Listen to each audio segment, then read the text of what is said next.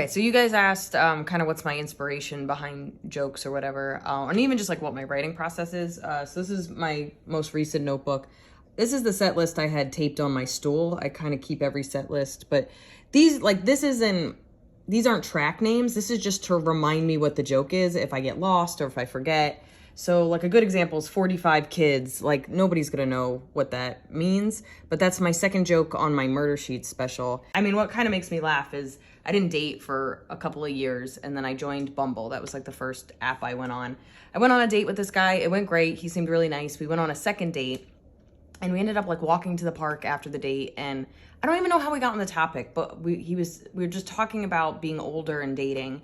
And I was like, oh, I'm working on a joke about that. And I start to tell him a very unpolished version of the 45 kids joke, which is just about how it's all these older guys saying they want to have kids someday. And what a ridiculous thing to say, because like women, it's always like, you're old, you're going to have to have kids immediately. And guys are like, whenever, like they just, and so that's where like this idea of like, if I have a biological clock, you should have a societal clock.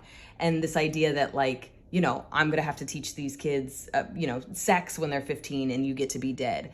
And I was telling him this, I didn't get a third date. I think that's obvious that there was no third date. I can't tell you if that's the moment I turned him off, but I did see something in his eyes.